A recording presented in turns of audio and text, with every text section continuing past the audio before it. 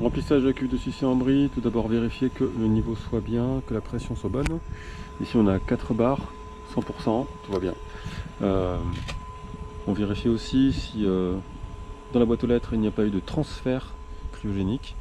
Aujourd'hui, nouveau lot. Tout d'abord, on met les plots, on sécurise l'endroit. On empêche le passage à l'avant. On empêche le passage à l'arrière avec un recul suffisant.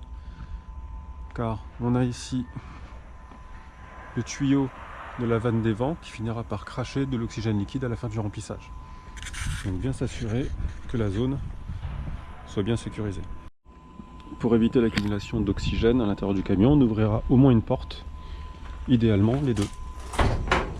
Voilà. Voilà, donc les deux portes maintenant sont bien ouvertes et la zone sécurisée. Bien entendu, on met les aimants de sécurité, les EPI, les gants, lunettes, on protège bien les oreilles. Donc ici, robinet de la nourrice qui va alimenter 1, 2, 3e tuyau de transfert qu'on reliera à ce niveau. On vérifie que tout soit bien propre, qu'il n'y ait pas d'eau. Là non plus, il n'y a pas d'eau. La présence d'eau va faire geler donc le pas de vis. Le démontage sera très compliqué.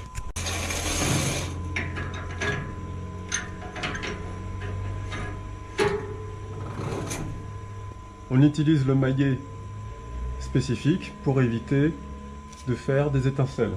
Un coup en haut, un coup en bas, en maintenant le tout. Pour le moment, tout est encore fermé. Cela permet de bien verrouiller, d'assurer l'étanchéité. Donc au niveau de la nourrice, on ouvrira bien la vanne qui correspond à la nourrice. On effectuera une purge de la nourrice.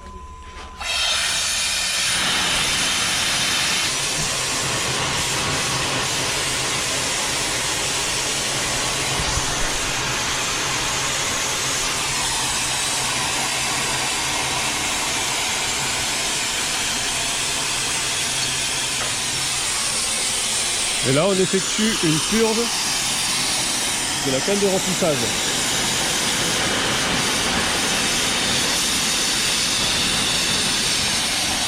Celui-là, ils sont fort fermés. Voilà, la nourrice étant purgée.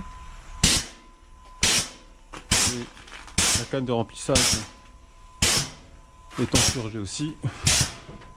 On va ouvrir la vanne du vent en vérifiant la pression. La pression doit être aux alentours de 2 bars maximum. Là, la vanne des vents. La vanne des vents ouverte. On peut alors ouvrir à ce niveau-là.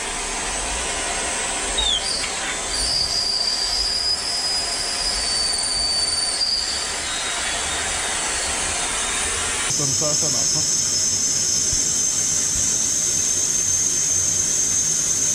Dès l'apparition du liquide franc à la vanne de dégazage trop plein, fermez la vanne de soutirage, puis la vanne des vents du réservoir embarqué. Fermez la vanne de soutirage principale du collecteur de la cuve mère, puis ouvrir les vannes de purge du collecteur. Donc là, c'est la vanne de purge du collecteur et celle-ci, la vanne de purge du flexible. La vanne du collecteur de la cuve embarquée est ouverte.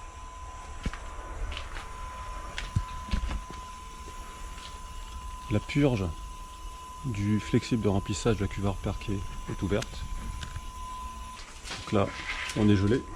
Donc si on est gelé, on tapote. Une fois dessus, une fois en dessous.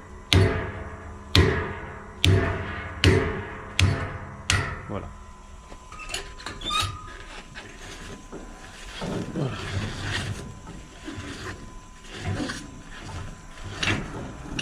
Très bien.